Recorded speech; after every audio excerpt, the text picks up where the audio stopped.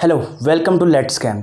तो आज हम क्या पढ़ेंगे, केमिकल काइनेटिक्स का सेकंड लेक्चर पढ़ेंगे। ठीक है, तो इसमें क्या है हमारे पास, लॉ ऑफ मास एक्शन। एक क्या था हमारे पास, लॉ ऑफ मास एक्शन। तो ये क्या बोलता है हमारे पास, the rate at which a particular reactant reacts. हमारे पास कोई रिएक्शन का रेट क्या होगा हमारे पास, जिसमें हमारे पास कोई पर्टिकुलर रिएक्टेंट रिएक्ट करते हैं, इस डायरेक्टली प्रोपोर्शनल टू, मतलब हमारे पास कोई रिएक्शन है, उसमें कोई रिएक्टेंट रिएक्ट कर रहे हैं, उसका जो रेट होगा वो डायरेक्टली प्रोपोर्शनल टू किसके होगा, मोलर कंसंट्रेशन ऑफ रिएक्टेंट्स। मतलब जो रिएक्टेंट्स हैं उनकी मोलर कंसंट्रेशन के डायरेक्टली प्रोपोर्शनल होगा, is raise to the power which is called order of the reaction with respect to the particular reactants. ठीक है, मतलब उनकी कुछ ना कुछ पावर भी होगी यार। वो जो पावर होगी वो क्या होगी हमारे पास, क्या होगी, वो होगी ऑर्डर ऑफ द रिएक्शन। उसको हम बोलेंगे ऑर्डर ऑफ द रिएक्शन।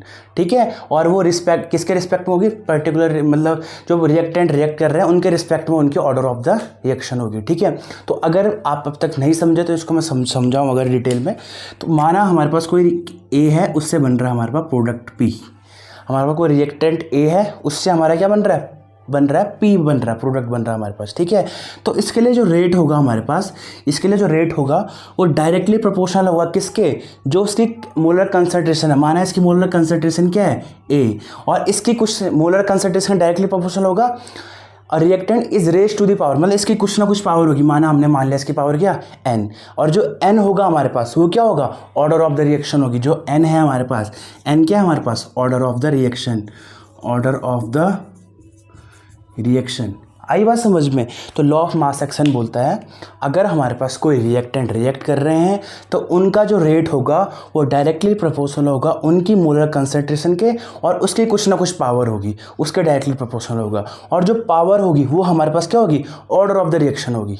आई बात समझ में, कोई दिक्कत। तो ये था हमारे पास लॉ ऑफ मास एक्शन। ठीक है, अब जैसे मैं एक अगर अच्छी रिएक्शन लिखूँ जिसमें ए प्लस बी गिफ्ट सी है, प्रोडक्ट है सी है हमारे पास। ठीक है, तो हमें प्रोडक्ट से मतलब नहीं, हमें किससे मतलब है, रिएक्टेंट से मतलब है। ठीक है, तो ये हमारे पास रिएक्शन। तो इसके लिए जो रेट हो जाएगा, रेट क्या होगा इसके लिए, रेट डायरेक्टली प्रोपोर्शनल क्या हो जाएगा, ए, इसकी मोलर कंसंट्रेशन माना ए है, बी की मोलर कंसंट्रेशन माना बी है, और इसकी कुछ ना कुछ क्या होगी, पावर होगी। तो माना हमने मान लिया पी और क्यू, कुछ भी पावर कुछ भी मान सकते हैं। ठीक है, तो जो P और Q है वो क्या हमारे पास, ऑर्डर ऑफ द रिएक्शन है।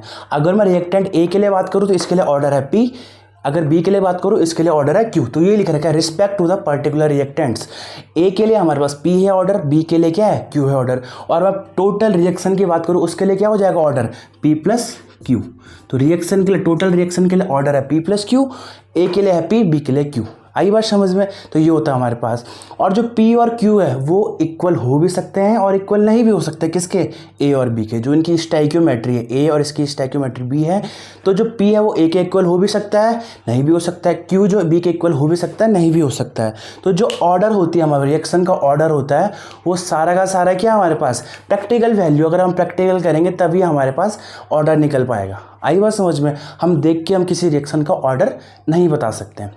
इतनी बात आपको समझ में आ गई होगी। ठीक है, तो जैसे ही हमारे पास यहाँ पे प्रोपोर्शनल कांस्टेंट हटता है तो यहाँ पे एक कांस्टेंट लग जाता है, क्या, के। क्या कौन से कांस्टेंट लग जाता है, के।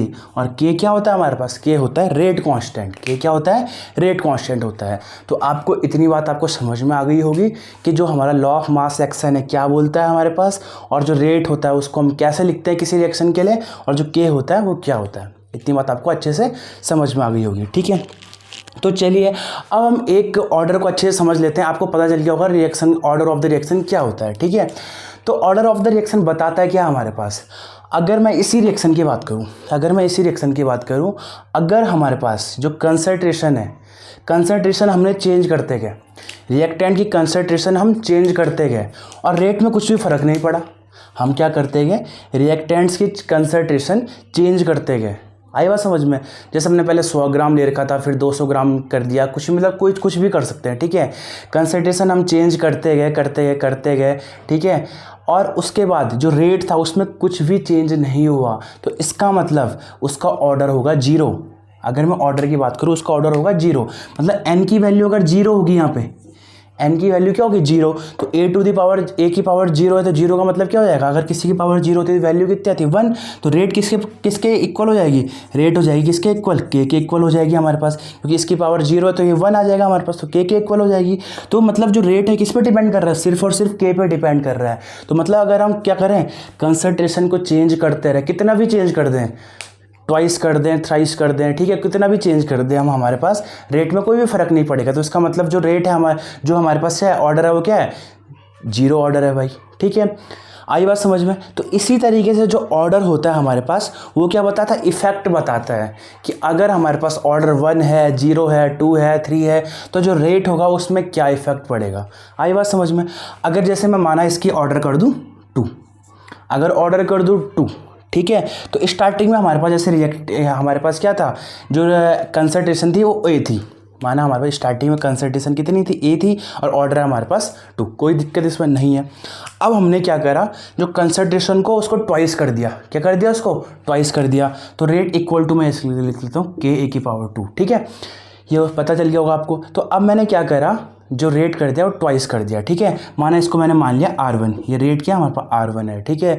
तो जो R2 है, जैसे ही हमने रिएक्शन के रेट को ट्वाइस कर दिया तो उसके बाद रेट में क्या चेंज हुआ, के तो ऐसे ही रहा, ए को हो गया हमारा क्या ट्वाइस, ए क्या हो गया हमारा ट्वाइस हो गया, ऊपर पावर 2 थी, आई बात समझ में।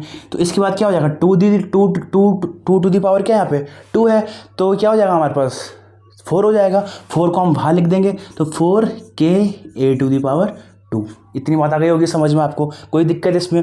तो के ए टू दी पावर 2 क्या हमारे पास R1 है, तो इसको हम लिख सकते हैं R2 equal to 4 into R1, 4 into R1। तो हमारे पास क्या फ़र्क पड़ा, हमारे पास क्या फ़र्क पड़ा, तो हमारे पास अगर हमने रिएक्टेंट की कंसंट्रेशन को ट्वाइस कर दिया तो हमारे पास क्या क्या चेंज हुआ कि जो रेट हो गया हमारे पास वो 4 गुना हो गया, कितना गुना हो गया, 4 गुना हो गया, ठीक है।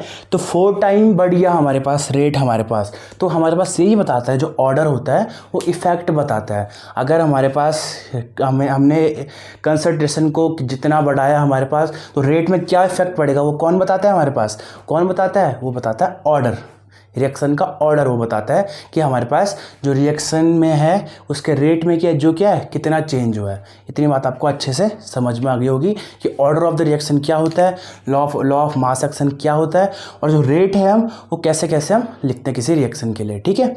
इतनी बात आपको समझ में आ गई होगी। तो नेक्स्ट है हमारे पास, बहुत ही इंपॉर्टेंट है, बहुत बार क्वेश्चन बनता है कि जो रेट है उसकी यूनिट क्या होती है और जो के है रेट कांस्टेंट उसकी यूनिट क्या होती है, ठीक है। तो हम क्या देखेंगे, रेट और रेट कांस्टेंट की यूनिट देखेंगे किसी भी ऑर्डर के लिए। अगर हमारे पास पूछ दे कि फर्स्ट ऑर्डर के लिए, सेकंड ऑर्डर के लिए, 0 ऑर्डर के लिए कि जो रेट है या रेट कांस्टेंट है उसकी यूनिट क्या होगी हमारे पास भाई, तो हमने बताना है उसके लिए यूनिट, ठीक है। तो चलिए, तो हमें पता है, जैसे हमने कोई रिएक्शन लिख दी ए, इससे बन रहा है हमारे पास क्या प्रोडक्ट, ए से बन रहा है हमारे पास प्रोडक्ट, ठीक है भाई, कोई दिक्कत। तो इसके लिए जो रेट लिखते हैं हम, रेट लिखते हैं कैसे लिखते हैं इसके लिए, rate D A upon d T लिखते हैं ना, minus D A upon d t, ये तो लिखते हैं minus D A upon d T. जो हमने अभी तक पढ़ा था एवरेज रेट, या हमने क्या पढ़ा था, एवरेज रेट पढ़ा था, और दूसरा क्या पढ़ा था हमने, इंस्टेंटेनियस रेट। तो क्या लिखते हैं, minus d upon d t equal to d p upon d t, ये तो होता है रेट, आई बात समझ में। तो डी ए का मतलब यहाँ पे क्या, कंसंट्रेशन, कंसंट्रेशन की यूनिट क्या होती है, मोल पर लीटर, क्या होती है, मोल पर लीटर। डी अपॉन में क्या है, डी टी, डी टी मतलब टी का मतलब क्या, टाइम, टाइम की यूनिट क्या होती है, सेकंड, आई बात समझ में। तो जो रेट की यूनिट बन जाती है क्या बन जाती है, मोल लीटर -1 सेकंड -1, मतलब मोल लीटर की पावर -1 सेकंड की पावर -1। तो ये होती है हमारे किसके लिए यूनिट, रेट के लिए, कोई दिक्कत नहीं है भाई, ठीक है। अब हमें पता जो रेट होता है, अगर मैं लॉ ऑफ मास एक्शन के उससे जरिए बात करूँ, जो रेट होगा वो क्या होगा, equal to k a to the power n, a to the power क्या, एन, और एन क्या है यहाँ पे, order of the reaction. N कुछ भी हो सकता है, 0 भी हो सकता है, 1 भी हो सकता है, 2 भी हो सकता है, ठीक है। तो रेट के लिए यूनिट क्या आ गई हमारे पास यहाँ पे, मोल लीटर -1 सेकंड की पावर -1 इक्वल टू क्या हो जाए के।